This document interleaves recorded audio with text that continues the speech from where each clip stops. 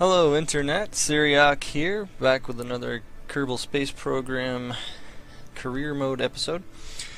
Last time we went on a mission to Minmus and then did a flyby of the moon, or Mun, and we got a good amount of science for basic tier 1 equipment, and it turned out pretty well. So this here is our science tree, our tech tree. So that was the start. We had the basic rocketry already open, I believe. Well, I think we had both of these, obviously, but I have 624 science to spend. And I've been trying to decide how I want to spend it. Most of the time, in the other games I've played, I kind of swing around both the top and the bottom of the tree with a little pick and choose in the middle. And mainly that's because there was a lot of the airplane parts and maybe the SSTO, single stage to orbit stuff here in the center. I haven't played around with some of the newer engines in the more recent updates, but I know they've included the Rapier, which sounds like it's going to make SSTOs a thing. Well, an easier thing. But I guess what I'm trying to get at is I've decided I don't want to go for the huge, ginormous ships and the gigantic manned missions to here and there and everywhere. I'm definitely going to do them. I'm going to have that option to send the manned stuff, but I want to do it with a little bit of the more, I guess they're called probe parts by most people, but that's basically what I want to steer towards, is a lot of the probe stuff and just stuff that you don't normally find a lot of usage in. I kind of like doing that. I like finding a part and then just exploiting it to something it had no business doing, or doing something with it that was unexpected. And it's so I'm just gonna quickly go through this and hope that I get the right one, because I don't really feel like going and pre-planning which parts I want to pick out and things like that. So I'm just gonna unlock things as they come and see what else it unlocks when I click it. So here it looks like I have some gimbaling, low power liquid fuel engines, landing struts, and radially mounted parachutes. So this is kind of good for the landing stuff, and it costs 15 science, which we've got plenty of. So I'm gonna go ahead and research that. Oh look, it was necessary for that. So flight control. I wonder if that means you have to have both, or if you could have one or the other to get to that. Oh, can't find out now. So what else do we have up here? We have, for 20 science, we could get kind of another gimbaling engine, but I believe it gimbals a lot more. Let me see. Yeah, vector range is 0.5 on the small one, and it is 1 degree on this. So power's higher, but let's see if it's, yeah, in the vacuum it's not as good, but I'm gonna need them anyway to unlock further things. But I want to get a lot of the battery powers and the science. There's a science junior there, comm system, and batteries. So that's something I need. 45. Okay, so let's see what we got here. Where are my struts? There's struts. I'm gonna need the launch stability enhancers. I don't mind those decouplers. I don't use them a ton, but I might try to. And the tri-coupler. Alright, so 45 science for, I'd pay that just for the strut. So let's see what else we have here. Fuel and small engines. RCS thrusters, monopropellant, fuel ducts, fuel tanks. Yeah, 90. That's worth it. Okay, what else do we have? Advanced construction. I've hardly ever used this.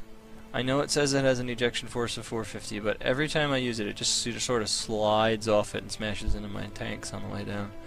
So we got some adapters. I'm not using that part. I like this fuel tank. Structural fuselage, a huge decoupler, and another adapter. That's not awful, but I may come back to that. So this looks to be mostly jet parts. Yep, looks like it.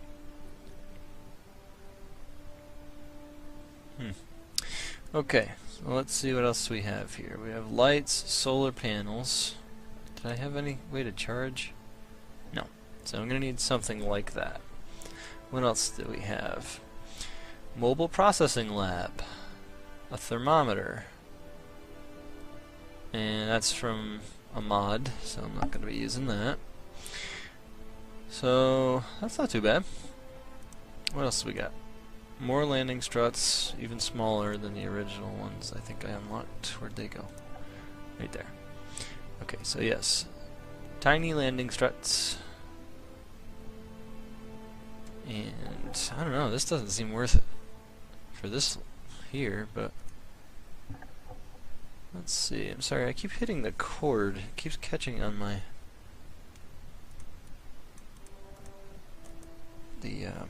corner of my chair, so I'm going to try to be a little more aware of that. I don't want to have the scratching noise.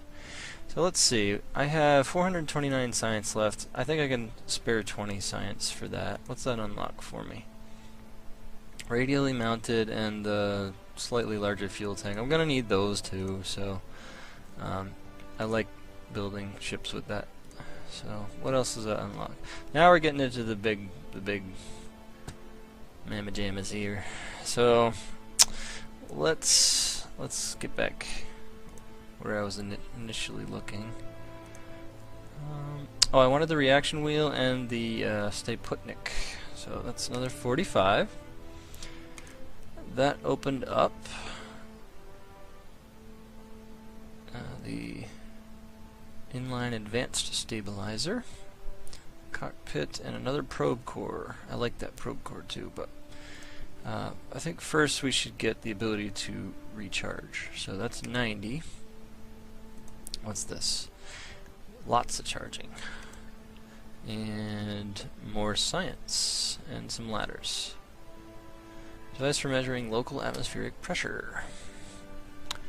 160, and we are at 229. So we're coming to the end of what we can unlock here.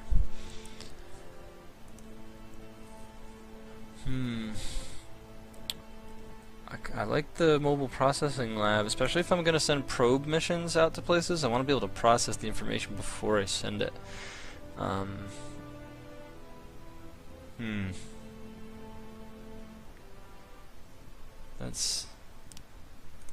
That's a thing. Let's see what I can do with it here. I'd like to have the barometer and this, but that's 90. No. Let's see. I'm a little short for both of those. Probably by design. So I guess I just need to pick the part or parts that I want most for my next mission. And I'd really like to do as much science as I can. So I probably should unlock this because I get the processing lab and a thermometer. And it's cheaper, honestly. I can do a couple of things. And I don't know that I need those. I can't afford that. Could get the stabilizer, but I have a reaction wheel now, so what else could I use? This larger Rockomax tank, I could use that. Or I could unlock Skipper, the Poodle, and these larger Super heavy booster. Oh, that's one of the new parts. Wow. Oh, wow. That's pretty big. I mean, I don't have the large. I could just strap it to the side of a couple smaller ones. That's interesting. Let's see what we have here. So, what actual ones do I have? I have the radial decoupler that kind of sticks out. I've got the normal, small size radial decoupler. I've got my probe core. It's not a great one, but I do, and it has a reaction wheel, so I can work on that there. Battery banks, should I need them, and the side-mounted battery banks. Science Juniors, comm systems. I think I've already got the one comm, so yeah, it's not too bad so far. I feel like if I click this, it might open another one, but if it doesn't, I'd be very, very upset. Because it feels like a waste. I'm not going to use these for quite a while probably, and I can get away without using the micro landing struts. Probably for a while. Ooh, why didn't I see this? Ooh, lots of little pieces. This is exactly what I want to open. So, I don't know that there's a part that I absolutely need to do the next mission. That fuel tank there is kind of cool, and these parts are decent, I guess, but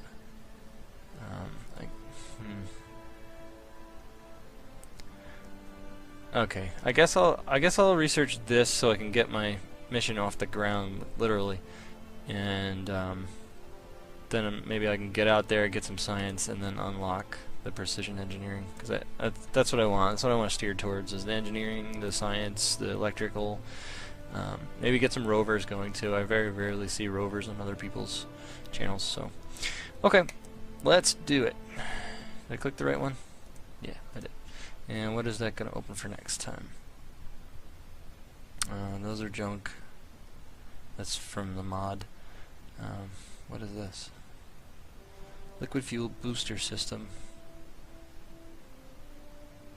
Ooh. A convector. A booster that can vector, and it uses. Oh, so you could just. Oh wow, I like that.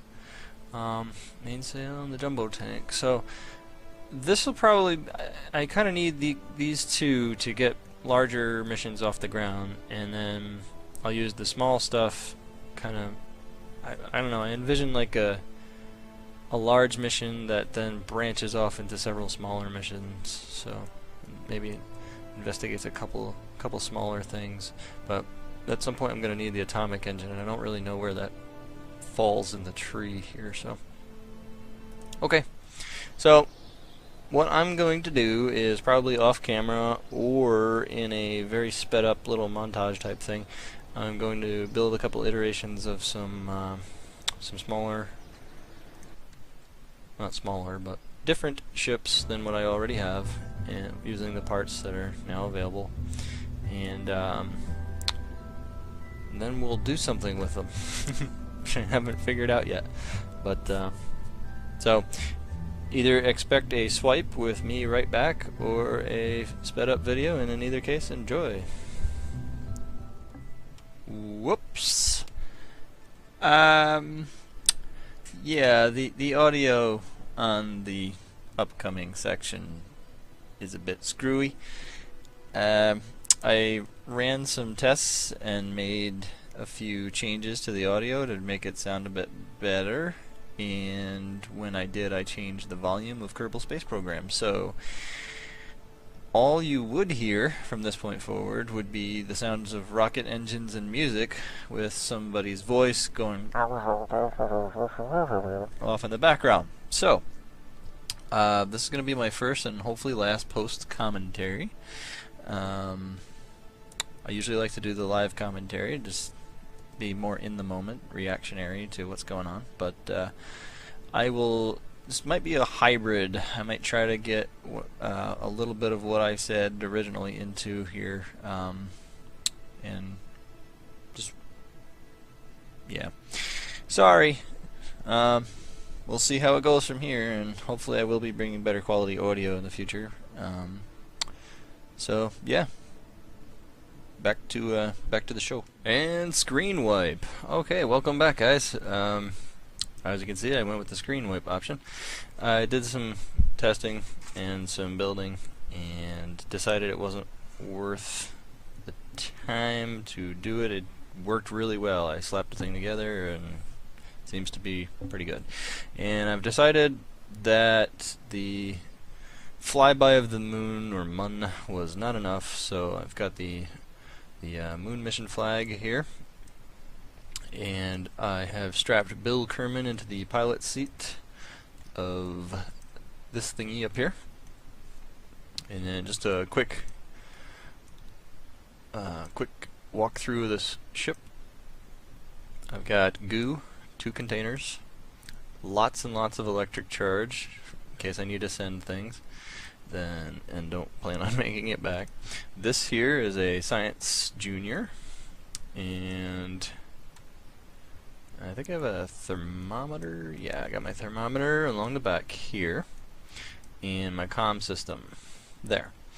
And it's got lots and lots of landing legs. We'll see if those actually come in handy. I strapped the gigantic boosters onto the side, and yeah, I think we're ready to roll here. So I'm going to put the SAS on, and let's shoot for the moon. 3, 2, 1, liftoff! Okay, so this begins the post-commentary section, and I was talking about how I really liked how long these larger boosters actually last. They seem to fit very nicely with the larger size decouplers, and they pretty much last, I think, pretty close to where my gravity turn is going to be. And so at this point I'm not even throttled up, so I could be. I have the liquid engines activated, but they're not actually on yet. I think I was also talking that I have the 4 liquid engine stages that are surrounding the central column. They are in an asparagus staging, which, if you don't know what that means, in my video, I would probably just look it up on YouTube or Google it at this point, because there's a lot of people who have some pretty good videos out there about it. I might or might not do something about that in the future, maybe put it in my Game Explained section. But back to this. There's the first stage, and I activate the liquid engines. The idea with this is I want to use the rest of the liquid engines on the outer core there, and I need to get vertical longer. I realize my gravity turn probably should have been around anywhere from 7 to 10,000. I start to slowly turn over up here, because when I stage, the first 2 engines they're gonna drop with it. So I'm gonna lose some of the thrust, and I wanted to get up as high as I could through the thicker part of the atmosphere before I lost that thrust. So as you can see, I'm not turning over very much yet. Just trying to get the height required, not the speed, to escape. Again, it's just likely not the most efficient way to do this, but it's just the way I felt I needed to do it. So this ship, I don't believe I actually mentioned it. This ship is called Unfinished Business, and I felt I had some unfinished business with the moon. Silly Jeb didn't land on it, he just flew by it, and so we're sending Bill up to finish the job. Jeb had his turn, so I think I talked about that too, probably not at this point, but I've got some time. But I wasn't a player of Kerbal Space Program way back when the only Kerbonauts you could use were Bill, Bob, and Jeb. So I don't have the same attachment that a lot of people do to them. probably not going to go straying them off in space or somewhere. I just probably won't use them as often unless I forget to swap them out, because they kind of automatically get put in first.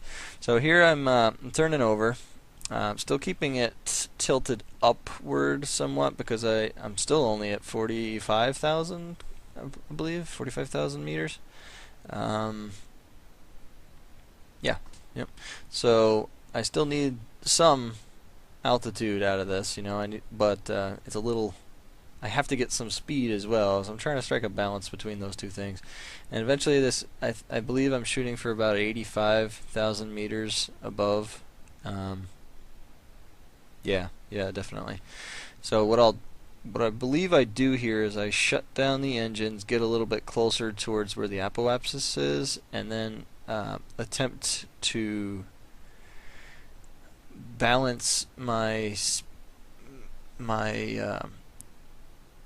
I guess the thrust with the apoapsis. And seeing it is probably better than trying to explain it. So I'll just wait till that point. But there is a good amount of fuel on here. I'm not too worried about it. I believe I have to. Am I about to stage, or do I have a little bit of fuel left?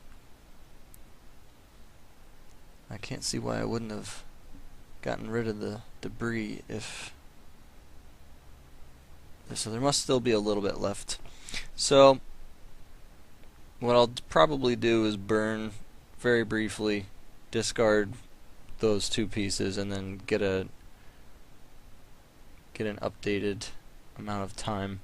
There should still be enough fuel in this stage. I kind of like this. I've never built this particular that lifter that I used with those boosters. They came in really handy. I like it a lot. I usually have to go up to like stage 2 and stage 3 size equipment to get good lifters and reliable lifters. That's probably one of my best light lifters I've ever made. So thank you, new parts. So okay, here's what I was talking about. I am tilting upward a bit, and the thrust is just enough from this engine to keep the apoapsis at a distance about the same relative distance from me. So then I either slow down, speed up, or change my heading slightly, just to keep that apoapsis about 6 to 7 seconds in front of me. And as I'm doing that, I'm gaining horizontal speed, and eventually I'll get into orbit. Pretty standard stuff. I'm sure you guys have seen this on other people's channels too, but not sure if this is the exact way to do it, but this is how I tend to do it. At least if it's a large ship that I have like that, where I was worried about the thrust, so I was going more up. By that point, you really should have, or I really should have had a bigger apoapsis and a lot more horizontal speed. So now these at the apoapsis and the periapsis will switch off to the sides when the orbit is becoming circular, and that's pretty close enough. 85 and was where I started, and it's a little bit higher, but I'm not going for perfection. This won't be an orbital station. If I was to put up a station, I'd want it to be as circular as possible, so that no matter where I came up to meet it, it's almost always at the same distance. But there's my target straight ahead of me out there, so I just burn ahead, and by the time I get there, so I adjust a little bit here and then realize, I missed my window here, the node's behind me. So what you can do is you burn past it, and then on your way back toward Kerbal, you'll be going slower, and the object will have time to catch up, and then you can intersect it then. So then I adjust a few things. I don't want to be so in such a polar entry. I'm kind of in this weird corkscrew looking encounter, and I want to be more equatorial. So I play around with this for a little bit, trying to get a better one. And for whatever reason, I was having a lot of trouble. And then I believe I realized at some point that I hadn't selected the moon as a target. So I don't know if that would have made too much of a difference, but it helps. It gives you a little bit more information, like the ascending and descending nodes would have helped some. Here I think I'm in a direct intersect with the planet, would crash into the surface, or with the moon. And then here, I don't know, I've never really used the maneuver node since they've updated it like this, but maybe somebody could tell me if I'm doing this wrong, but I could not reactivate the node. I don't know if it's because I went past it. So I decided I'm just going to brute force this and forget it. I'm just going to burn in the direction I want to go, and we'll see. Just like NASA would. Just $1 billion ship and a life. That's alright, we got more Kerbals. More Kerbonauts. I went to off camera, I went to the lounge where the Kerbonauts are, and I was looking through and I found one that has 0 stupidity.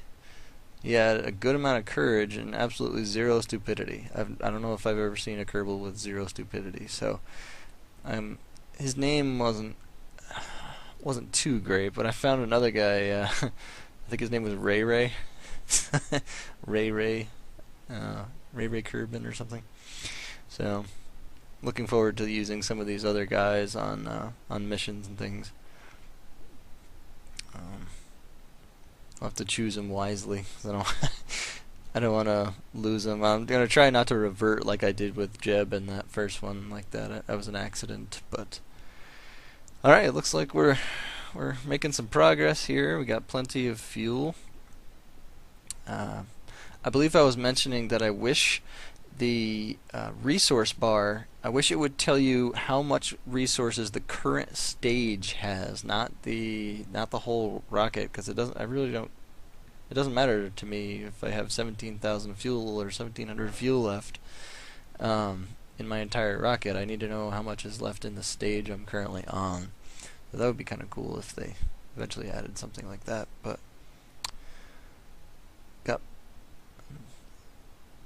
oh yeah, I was checking to see. I didn't want to blow past it here. I was wondering what was going on, if I had done something wrong. It seemed like I had to go a lot further, and then poof, there it is. So I slow my burn down, try to get this as low as I can, and I think I overshoot it a little bit here. Oh, maybe not. Oh, yeah, there it is. Yeah, so I do have RCS on this ship. And if you see it wobble like that, that's every time I make a correction. I have a reaction wheel, I believe, and every time I make even the slightest correction, that trajectory bounces everywhere. So I turn the RCS on, and I very slowly back up, and then I can adjust and fine tune that arrival trajectory and how high I'll be above the surface. I'm still not too happy, and I'm trying to see why it's such a corkscrew here, and I'm trying to adjust it back and forth, and no matter what I seem to do, it seems to be that strange intersection where it's gonna spin me around north to south instead of east-west. But what I'm gonna do, I believe, shortly here, is I'm going to cut away as I work on trying to get this figured out, and when I return, I will let you know how it went, and it didn't go all that well, honestly. I could not, and still can't figure out why I couldn't change a lot of the inclination. Maybe I needed to advance further along my trajectory, maybe halfway there, so that the pivot point of the trajectory was different. But I might just be talking nonsense right now. I don't really know. But when I do switch this, I wonder when it was I finally figured out when the moon was not selected, and you can see the trajectory bouncing everywhere with the slightest little changes I try and make. Just tap the key one time, and it's a little strange. I don't remember the trajectories and the future trajectories being so shaky like this. It seems to be new, at least in this save. None of my old saves, I don't remember them doing this. So I do like the maneuver node has the ability to jump one or two or more orbits, and that's definitely going to be pretty handy especially when you're trying to do some of the further planets out. But this is where I try one more time to get this. I believe there's going to be a screen wipe here in a second. But as this is post commentary now, it's not really going to get cut off, I believe. But just in case, I'm probably just going to end the narrative right now, and I'll see you after the screen wipe.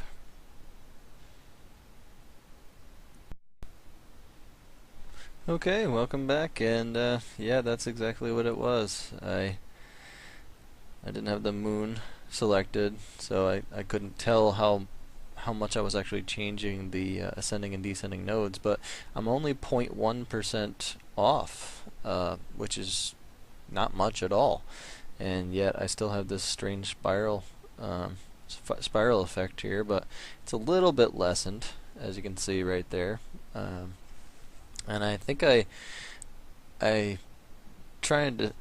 decide, whatever, let's advance this a bit here, see if things change along the way, and then I always do that. I always flip out anytime I'm using the time warp. I think I was just mentioning it. Just as you get to that apoapsis, that's going to be your slowest point, and you're going to get faster and faster and faster as you approach any of these celestial bodies like this. You're going to pick up speed due to the gravity, and thus going towards your periapsis, which is your fastest point. And that so just because you're speeding up time, and you would think that would be a steady thing, like 2 times normal time, well, your speed is still affected. So just bear in mind that you can whip around the periapsis really quick. So I was deciding here if I wanted to go straight at it, which I believe is one thing I used to do incorrectly. If you've got enough delta V in your ship to actually slow yourself down, great, go for it. If you think you can slow yourself down enough.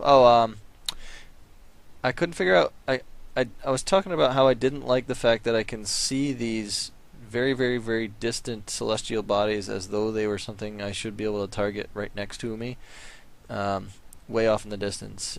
It was confusing me. And then when I zoomed out, I saw the asteroids, and I was mentioning that we'll have to do something at some point with those, but I don't really know where the new parts are in the tree yet. I haven't really done any research on this. So here I was testing what I was talking about earlier, how much delta V it would take to correct this, or not correct it, but to change it. And I would basically do that, where I'd just come in right on the side of the moon there with just a small shift to the left there to the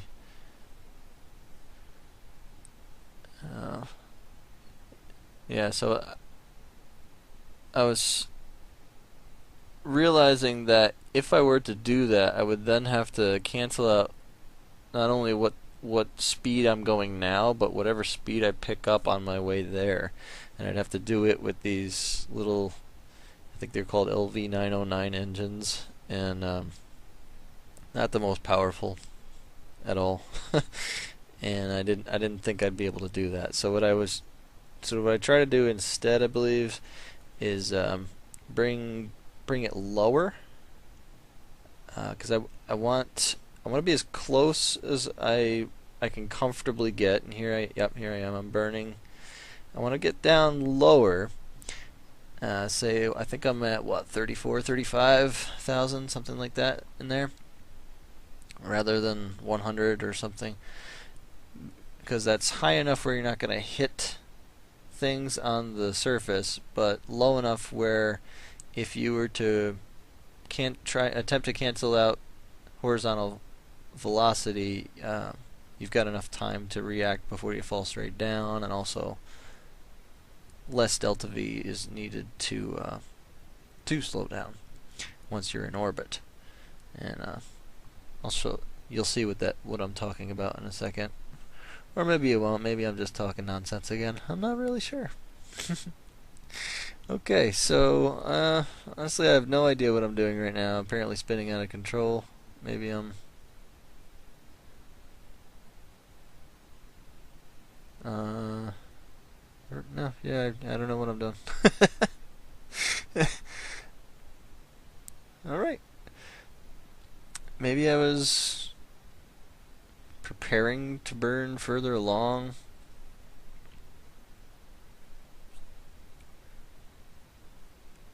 Yeah, I think that's what it was. I was just orienting the ship the way it would need to be when I get there, and then I can burn retrograde. Oh, I know why. Because I decided to keep that large. Here, the long section there that has a slight bit of fuel left in it. I decided to keep that on, and I'll burn off whatever fuel's in it. So first we are going to do a little bit of science from up here.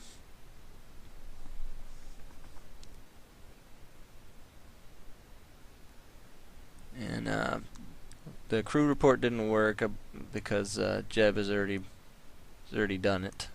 So it says we're high over the moon.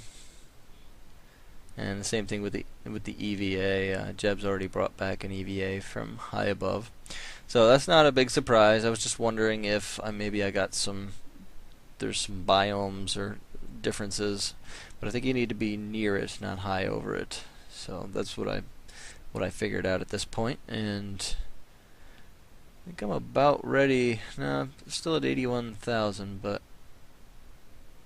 oh, I know what I was talking about at this point. The way the moon looks in my other saves, and it's looked like this for a while, I guess, but I had already taken care of what I wanted to do on the moon and kind of moved on in my other saves, so I didn't get to see it like this, and it looks really good. They've done a really good job with it. And one thing I did mention is that I'm having some trouble with the effects on mine. You don't see the rocks and things on mine. I have to change a few things in my settings. So in future videos, expect to hopefully see the more in-depth detail and things, the rocks and trees, and not trees on the moon, but trees back on Kerbal. Yeah, so here it is. Here I am burning off the large tanks, and you can see that definitely a big help. And I think I was doing earlier when I said I'd have to burn off the current delta V plus whatever I gained. I was only doing maybe 400 meters per second, and when I started this burn, I was at what, 700 something. So look how far just that one tank got me. So that was definitely pretty handy. I'm glad I just decided to keep that with me instead of chucking it earlier. So now I'm to my actual craft here, my lander. Say goodbye. and I get a little bit closer towards the periapsis here before I actually burn. I just did that initial burn to get captured and to use up that fuel because I knew it was going to run out before I got to the point that I'm at, or the point I wanted to be. So I was just talking about how I'm going to be burning retrograde, so I'm slowing myself down. I don't have to worry about that debris coming back and hitting me. So always be aware of which direction you're releasing the debris. I've been smacked with debris before as I was the same debris I just undocked where they were just left or whatever, just cast off. So there we go. Same thing as when we got into orbit around Kerbal, just make it as circular as possible there. That's why the periapsis and the apoapsis began to switch sides. And I was talking about how I wanted to land on the bright side of the moon, and maybe which craters I wanted to land in or on, and where I would need to actually burn in order to do that. And like I was talking about earlier, the way I like to do it now, it's the way that works for me, because in the past I would kind of follow the reticule down, and I always seemed to burn way more fuel than I needed to, and I probably still burn again inefficiently, but it works for me. So I don't know if I can stress that enough.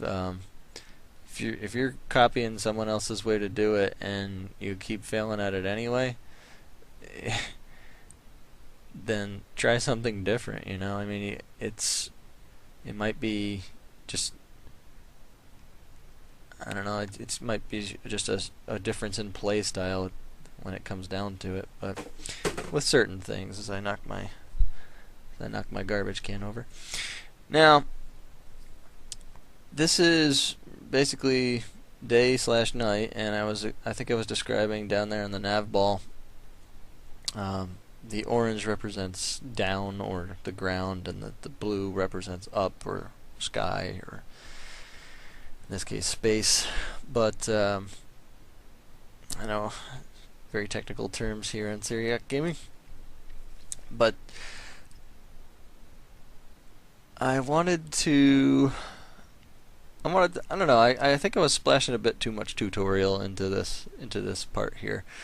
I might do something like that. I've come across too many people that put this game down before they actually realize what they're capable of.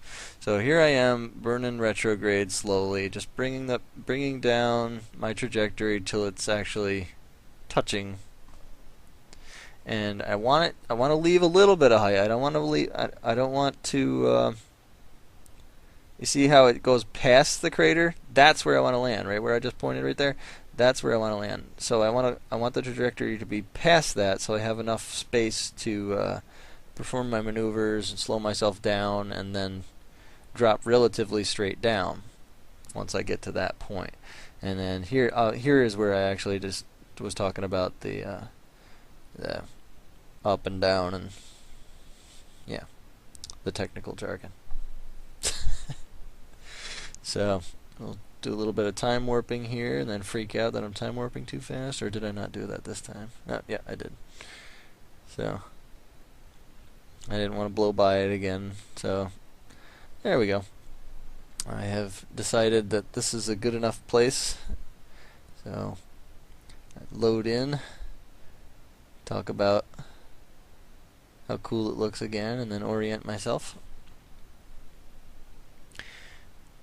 So what I want to do is burn relatively where I am now, where I'm pointed now, and yeah, a little bit further towards the line. Yeah, okay. So when I do burn, it's going to cancel only my horizontal velocity. So, because I'm not going to follow that yellow reticule, which is telling me that is my retrograde. It's telling me that I am pointing the nose in the direction I'm coming from. Well, I'm gonna hold the nose exactly where it is. I might adjust it up or down a bit, but not to the left very much. And you can see the reticule goes up to the top of the nav ball, all the way up to the top of the blue, and then I cut it. Now we're only traveling, what, 60 meters per second, and it's speeding up because we're falling down. So now we have pretty much only vertical velocity left, and there's a little bit to the side. But here I think I went to turn my lights on and I remembered I didn't put any lights on it. So then tested the gear, made sure that was working, and attempted to do a little bit more science. Do a quick EVA while we're above, and what do you know? We actually got some science from that because we're over a different biome than where Jeb must have done his flyover. So I am wondering if I have enough fuel. Not enough fuel. I have plenty of fuel. That's not what I was wondering. I was wondering if I would actually be able to use it all before I had to stage it. And then here I'm actually talking about the difference between that counter on the outside and the radar altimeter inside. And what I'm up at the top there, you see 68, 7, 5, 4. That's telling me I should be, what, 5,500 meters above the ground, but it's actually above quote-unquote sea level. And if I'm about to land on a mountain, then it's going to be higher than that quote-unquote sea level. So what I do is I go to the radar altimeter, which is only visible in IVA mode, and you look at that and it can tell you if you're coming up on the surface soon. And I believe I do it again right here. So yep, sure enough, we're below 3,000. We're coming up on 1,000. So that's where you really want to start paying attention now. Getting things slowed to a manageable amount. And you can see my fuel is about to run low on that first stage of this, again, asparagus staged lander. And I believe I'm about to find my shadow. I'm looking for the shadow to give myself a frame of reference, and I think I find it shortly. I drop the landing gear down, or the landing legs,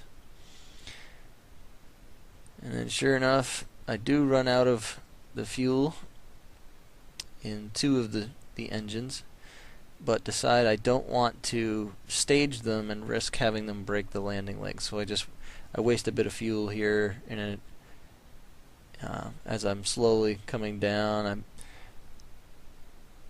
I'm worried that I'm going to burn too much, tip over to a side, and end up skidding along the surface. So I want to come down as straight as possible, and then I misjudge it right here, I believe. Yep. And then I do exactly what I just said I didn't want to do, and then my RCS saves my butt and rights me back. Keeps me level here. But here we are. We're on the moon. We have successfully touched down for the first time in this save with Bill Kerman. And I'm going to do a little bit of science here first before we do any walking on the surface. I check the science bay and get a good amount of science from that. You leave the sample bay doors open and go on the moon and then go do something else, and that sounded like a good idea to me. So I check a few more things here, take a few more readings, and I actually decide to send the crew report, because you can only save one of those on your ship at a time, I believe. So, and you get 100% for sending it, so what the hey, let's send that. And I believe I do a temperature sensor. Oh, I was looking at my nifty transmitter there.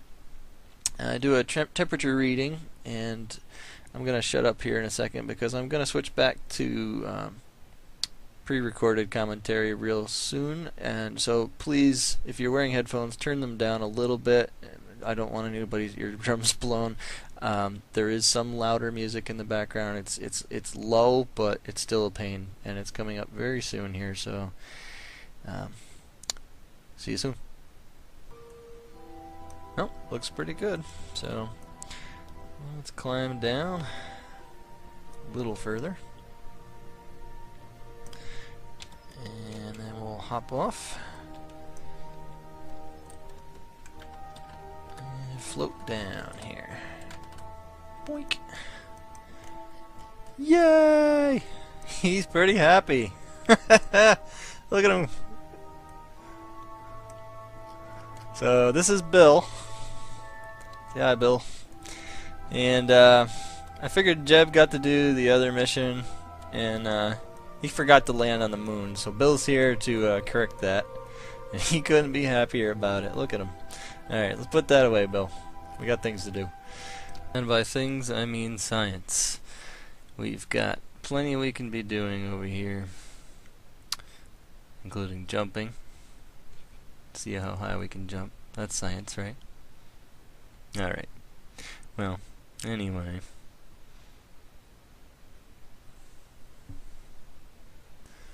Alright, that should be better. And now we are doing some more science here. We've got some surface samples, and we're going to keep those, bring them back with us, hopefully, and take an EVA report from the far side crater, which is pretty cool. I didn't realize the biomes were that specific. So I'm gonna... Oh, I remember what I was talking about now. Back when, let me do this first here. First of all, Bill can't spell. And he's put once small faceplant instead of one small faceplant. This would be a play on one small step. It's typically when I jump out of my ships, I do a faceplant with the guys and end up sliding around on my helmet for a little while. So, not only is the screw up of the Kerbal space program evident by the fact we had to come back here, Bill's misspelling will now forever be remembered. Future species may find this and attempt to decode our entire language or their entire language and not be able to do it because he misspelled it. Darn. Alright, so I just flew up to the top of one of the engines here, or one of the fuel tanks. Take a look around. Not really much to see from this vantage point, so we're gonna pack a little bit of this science back away. I was kind of hoping the bay doors wouldn't get in the way and keep us from being able to do things, and then of course he goes ragdoll on me, and here comes the one small faceplant. Boom. Just wouldn't be a Mooner expedition without it. Well, Bill, you're doing us proud. Doing everybody big favors back at KSP. KSC, I guess. So we do some more drunken piloting. Go back aboard where he then stores some of the science. And I'm starting to realize a little bit more about this whole science stuff here. Where you can store the information, how you can remove it, change things around. I'm thinking I left a lot of science on the table here, but not just specifically here on the moon, but in this mission. So if anybody's yelling at me, I get it. I'm starting to anyway. I'm starting to understand how to use this better. And I don't know, it'll all fall into place when I eventually, hopefully, get to use what I wanted to use. Since this video, I've done some testing with the science bay, and I'm not sure if I like it. I really liked the fact that it was an unmanned thing in the past, and now you have to have Kerbals on it, which defeats the purpose of it for me. I wanted to send robotic missions to places, especially inhospitable places that you can't get equipment back from, or people back from, or in this case Kerbals back from easily, such as Eve and things like that. I could send small not SSTO, small probes that could fly around in the atmosphere to Eve or something, and then transmit science or bring that science back to the ship, have them process it, and then send it. So I don't know if that's going to work anymore, but I will do my best because it's my goal, so that's what I'm going to do. Oh, anyway, I was talking about earlier what I was trying to get. I was trying to figure something out earlier, and it just completely slipped my mind again. So that's my mind is a slippery place apparently. Sorry. Ignore my last statement and watch this video that I have made for you. Oh, I was trying to figure out here where I was going to do the goo experiment, and then I said, oh well, bye moon, let's take off. And we did.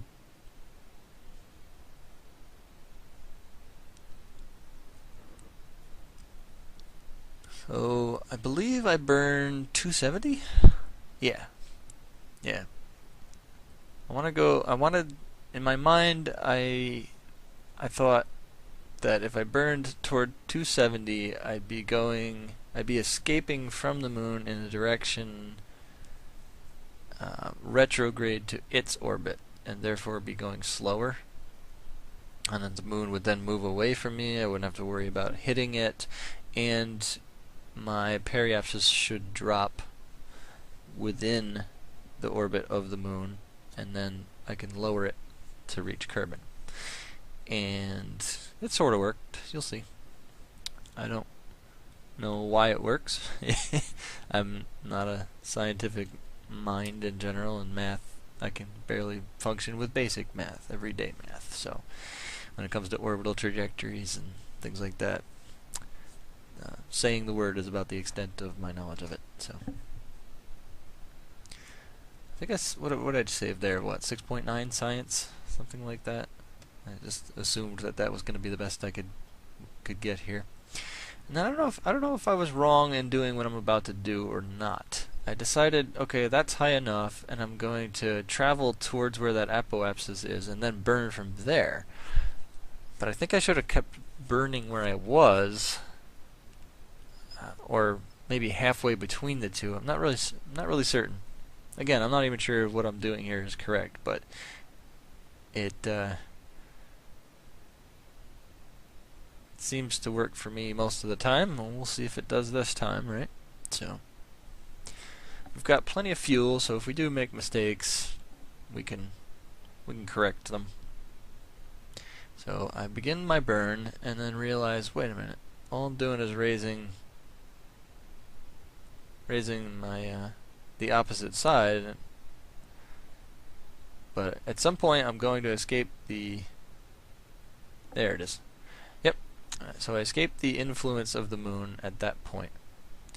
And then I wonder, wait a minute, look at this. I can keep changing things. So I start toying with things, and I change my heading to a little bit higher, and then I change it even higher and higher and higher, and then I realize I forgot to turn my SAS back on.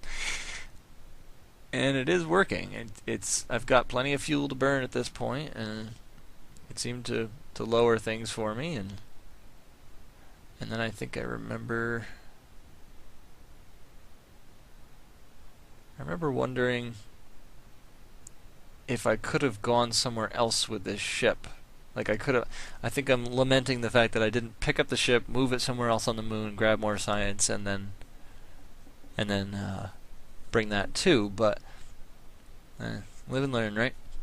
So and then as I'm backing out here, I see, oh, look at that. That's pretty close. There's an asteroid up there. or an unknown object, which I assume is an asteroid. But I was too chicken to click that button there, and I didn't want to mess up this mission, and I wasn't even sure if that I could do anything with it when I got there. I don't have any equipment that's would be needed for that I know of, you know. And so for another time. This mission is already long enough. So I decide on one of two. Oh, I'm doing a little more tinkering here. I'm seeing if I burn in a downward angle, if that affects it, and it doesn't seem to. It just, as long as I'm burning in that direction, it seems to lower it. And maybe I was doing this with RCS. Yes, I was. I turned my RCS on, and I'm able to adjust it that much with just RCS. So I figure, okay, so if I turn the engines on, I should get even more, and I do. Here's where I get paranoid and worry that I'm going to swing back into the moon, so I speed away from it here just to make sure it did do what I expected it to do. And always keep an eye on that. There are some burns that you can plot with, especially if you're using maneuver nodes, that'll take you straight back through the planet you just or astronomical body that you just left. So pay attention to that.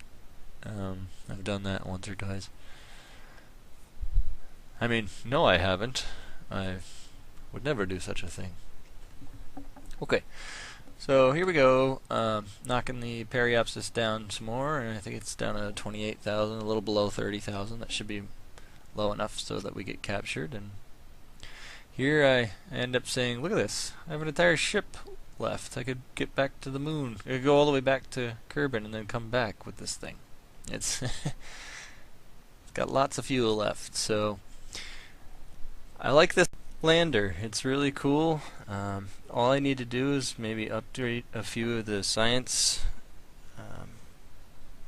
tools as I get them throughout the rest of this career mode, but maybe add a few engines and things that might be a little more efficient, or I don't know, just maybe tailor it to each individual mission. But I'm pretty pleased with it so far. I think it did pretty well. So now I'm gonna just head towards Kerbal here at time warp speed, and then as usual freak myself out as it gets much closer, much too fast for me.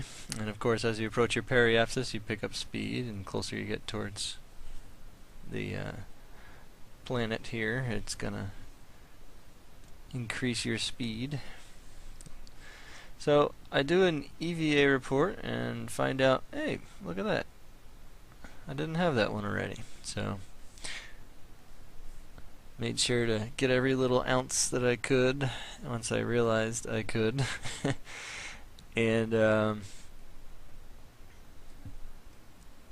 I noticed the graphical error there with the loading in on the planet. I'm not sure what that was. I've messed with a few of the options since, so I'll see if that helps. But I do a little bit more fast forwarding here, and you can see the graphical error take over the planet. And then I decide I'm going. Oh, first I talked about this crater here and how I want to eventually go investigate that. Kind of reminds me of the Chicxulub crater on Earth, and it's got that central island there I want to go visit. So I decide, hey, I'm over the grasslands here, I believe it's the highlands. So look at that, I did. It actually worked with a crew report from inside. So I figure, all right, let me hop out of here and see if I can get some more science over these highlands. Sure enough, I do. So every little bit helps. This is all gonna come in handy and round out some of my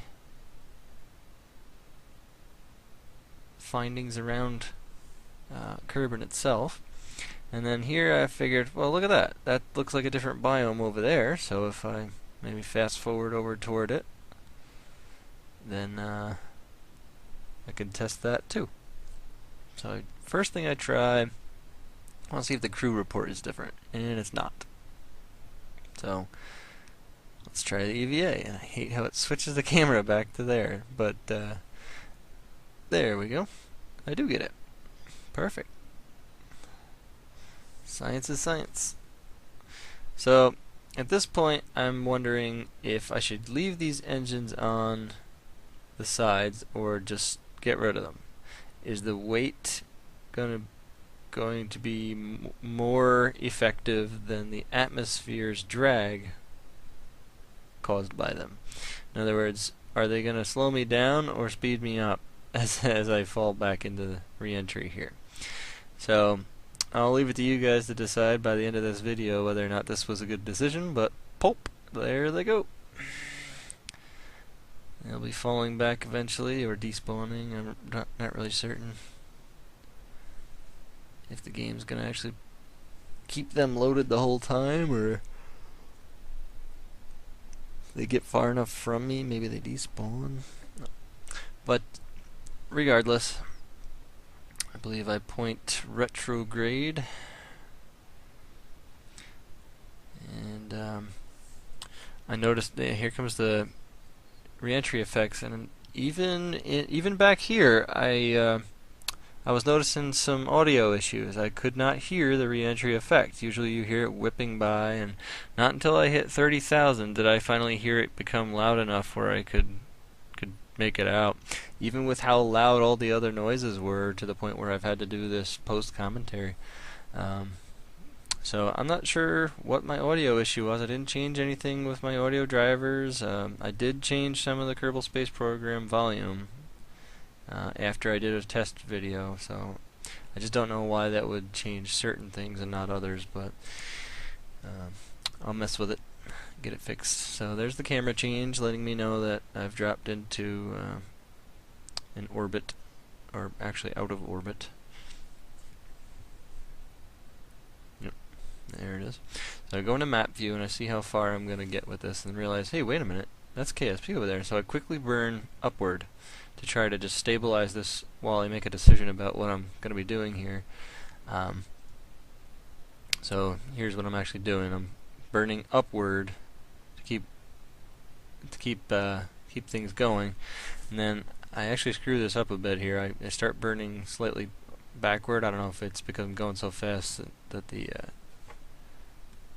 tilt of the planet has done this to me, but I realize that I'm burning slightly backwards. Even though I'm burning up, that's not helping me for my horizontal velocity here. So here's I realize it, and I correct it right here somewhat. And I'm just making sure that I've got enough thrust to actually maintain this trajectory, or increase it at this point. So I'm checking the apoapsis to see if I have enough oomph with this little 909 engine to keep this thing going. So I decide that I can spare a few degrees on my heading here, and I try and adjust this, 'cause if you haven't figured it out, or if I haven't said it, I am attempting to aim for Kerbal Space Center. It's not too far from where that blue line is about to be right now. Now, of course, that blue line is not exactly where you're going to land. It's going to be affected by the atmospheric re-entry. It's going to slow you, and then that blue line will update as you fall. So I want to overshoot it a little, but not too much. So this is my attempt to do so. So then I do some little bit of fast forwarding here and there as I get closer to the apoapsis, and just trying to do a guesstimate, basically, to see if I can actually plant this thing back at the launch pad. But anywhere nearby would make me quite happy, as I did just go to another celestial body and back. What's the difference in 50 kilometers or 50 meters when I get back, or whatever it's going to be. So, but anyway, yeah, I really do like this lander. I mean, even here, I could probably land this thing with the amount of fuel I had come back with, I could probably land it on Kerbal somewhere in an atmosphere, and that's pretty cool. So what do I got going on here? 40,000 feet, and I am now in view of Kerbal Space Center. So I'm just switching back and forth between the map view and here. And I'm starting to realize, whoa, I'm going kind of fast here. I better get ready in case I'm going to overshoot this, or if I want to correct north or south, I'm going to need to have this ready. And what do I got? A quarter of a tank of gas left there. Not gas, I keep calling it gas. Fuel. And now I'm realizing this is not deteriorating anywhere near the way I thought it would at this point. So I better start burning. So I've got the thing throttled fully up, trying to kind of back my way into the garage bay door of the VAB here. Though facing the wrong way, but... And this is where I realize, I am not bleeding off enough delta V here in order to... Oh, there goes the fuel. So I pop that quick, I open the chutes. Come on, slow me down, chutes. Slow me down. There it is. 15 kilometers below us. And I'm still dropping here.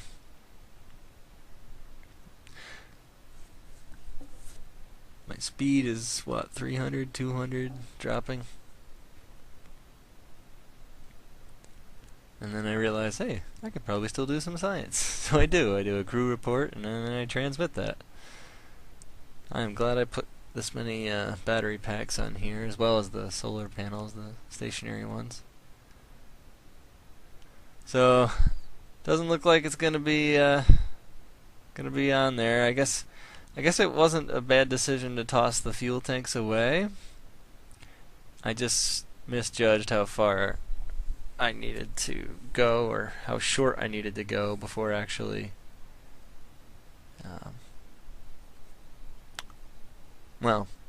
before stopping. I didn't need to. I overcorrected for what I assumed the atmosphere might do.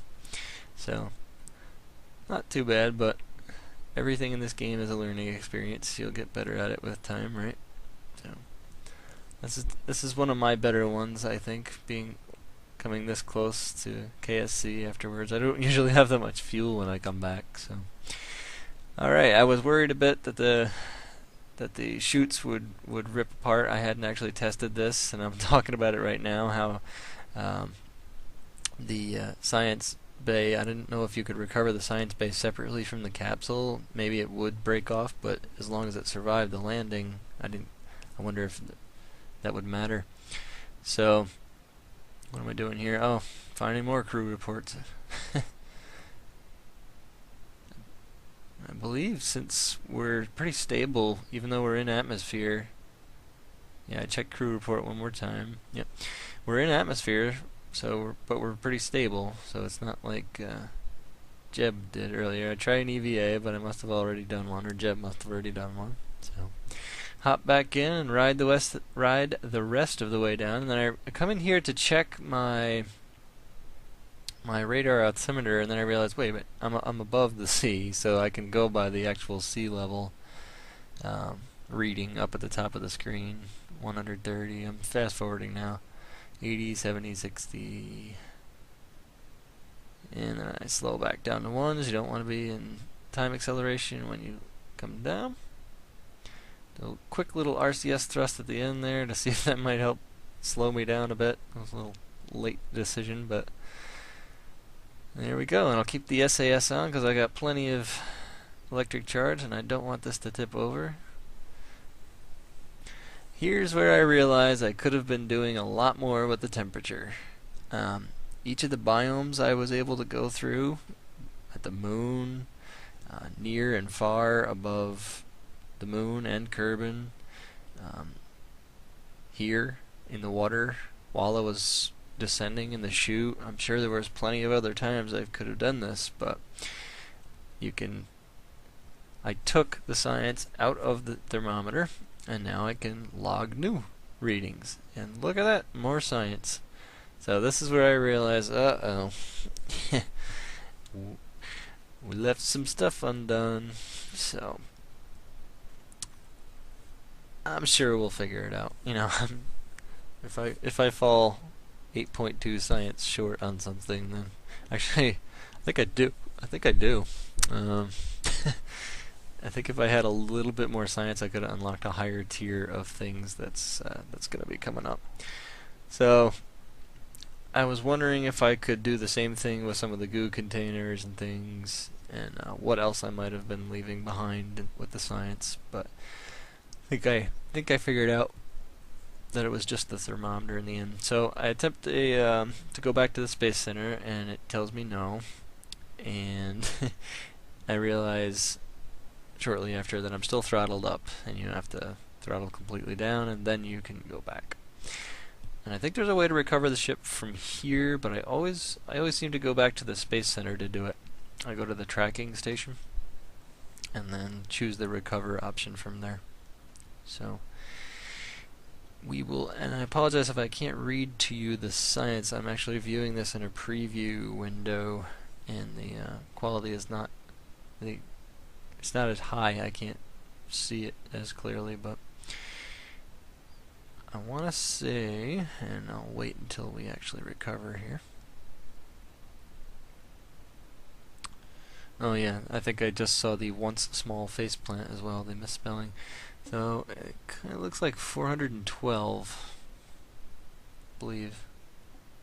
400 something science earned on this mission, which is pretty good. We're over 1,000 science in 2 missions, 2 successful missions, I believe, in total. So this is pretty good for a mission straight to the moon and back.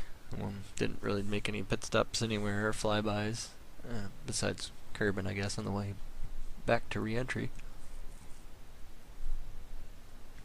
Now, for the rest of this video, I changed my mind, basically. I had opened this video, as you've seen if you've watched this far. I opened this video with me allocating the science from last video, and I didn't like it, so you guys probably didn't either. So thank you for sitting through this far. And if you want to, I'll try and recap it slightly, very slightly at the beginning of the next one. Maybe I'll talk about it, but I'm not going to show it. If you want to see what it was here, I'm going to go through my decision-making process with where I allocate the science in this video, and then in the next video I'll be working with those parts and just pick up right from there. There's a couple things I want to try and avoid unless it's in fast forward, which is where my decision-making process. Anybody who watches me long enough knows that I'm pretty indecisive and I'm easily distracted by things. So I'll click the same thing 4 or 5 times here and then debate over whether or not I want those parts or the others. Except for right here, I knew I wanted these because I want these probe parts, and I selected those. Because that's integral to what I wanted to do, and I was hoping it would unlock some docking bay stuff, because I really don't know where on the tree the docking stuff is. And if you know, don't tell me. This is the one thing I don't want to know, is where on the tree things are located. I want to kind of paw my way through it, just like, I guess, kind of like science would. You answer one question, 2 more get opened. So one thing I wouldn't mind is if you kind of want to see a part used in a certain way, one that I do have unlocked or I'm about to unlock, you can let me know that, definitely, if you want to see me or tackle a certain thing with the parts I have unlocked. And I mean, don't get too crazy. I'm not a pro gamer at this or anything. I've been playing it for a while, but like I said in one of the first episodes, I've stepped away for a while too. And you saw the consequences in the first one, and if you haven't, definitely go back and watch that. Especially fans of Jebediah and his piloting skills. Might get a kick out of that one. But anyway, back to this. I'm pawing around through some of the parts here, I realized that these are kind of just upgraded versions of the same parts I already have, and maybe some specialized things. I go to the larger liquid engines and liquid fuel, and there's a booster in here that is one of the newer parts, or new parts. Looks like 2 engines on the bottom of a liquid booster that you can also, it's kind of flat on top, which leads me to believe you can stack it with other things on top to increase the fuel. Then I also looked at the science that I had. It looks like one piece of science equipment and 2 ladders is my option that I have clicked right now. And then I've got power supply and the landing legs that are tiny and the aircraft landing gear, which to me right here is where I'm saying I just realized that there's a green bubble in the top left corner that has a number in it, and I have no idea to this even now. I have no idea what it means. I think it means, I speculated that it means that that's how many things are beyond this point. Like if it says 2, that means there's 2 more pieces to the tree, or that this box links to 2 more pieces that it can theoretically get to. But then I said, whatever, and I clicked the power usage or power supply one here, and I get access to the kind of not the extremely heavy, but the heavy solar panels and the larger battery packs. And that opened up the ability to look at the ion drive here, and I was talking about it. And then one of my favorite things that I've heard, I'll never forget it, I was watching a Scott Manley video, and he was describing the ion drive. He said, oh, it's great in theory and it looks cool and everything else, but of course it has the thrust capacity of a mouse fart, and or I'm paraphrasing here, but that mouse fart part that was pretty much accurate with the ion drive. You're not going to do much with it other than move a small probe around over long distances for very long periods of time. However, I was looking at this, and they've definitely buffed the thrust. It used to be 0.5. I distinctly remember it was like half a kilonewton or something. Now it's 2. So that is significantly buffed. I mean, it's still very small, but that's a big time. I've got another save that I've been working on, where I have a Federation starship that runs on ion drives in deeper space, and it's got, I want to say 16 or maybe double that in ion drives, and the power production to run them almost non-stop. So at 2 compared to 0.5, that thing's gonna move. So anyway, back to this video. I told you I get distracted easily. So I go back here and I'm looking at these landing legs, and I say I got enough science for that. I don't have enough for the next tier up. I'm gonna go ahead and click this, and it better not be something terrible. And it was meh. I got larger landing struts, which I guess will come in handy when I unlock the next tier up in parts, and the drogue chute, which I use sparingly. There's only a couple places to use it that I know of and have been to. But it was okay. I feel like it was the booby prize, but it's still a prize. So then I believe I'm out of science here that I can actually distribute. So what I do here is kind of talk about what it is I want to try and get to in the future. And I know I've said it a few times, but to summarize, I need the docking ports so that I can execute this in a I don't know, a reliable manner, I guess, or reusable manner might be better.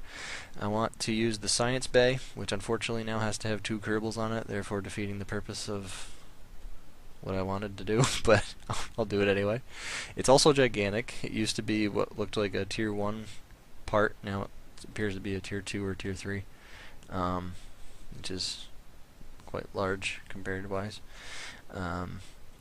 It also sucks tons of energy, so I do have the energy stuff unlocked already. I've got the small probe type parts unlocked. I think the only core I have is the Stayputnik, and I'm not sure I want to spend a bunch of money on the 2 smaller ones ahead of it.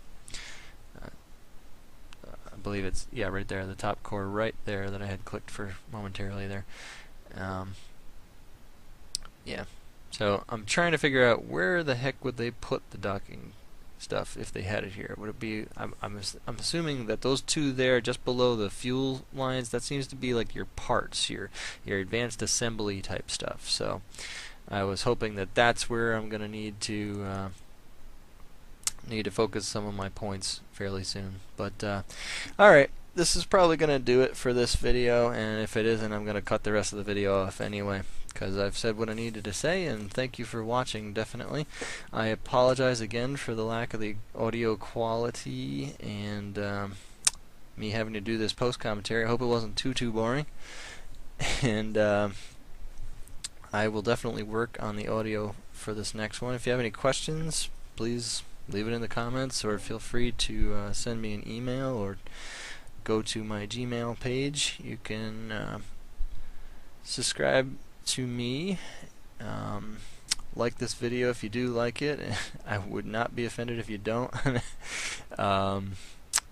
Please check out my other stuff I've been putting up, and keep checking back. I plan to keep going. As always, guys, have fun out there.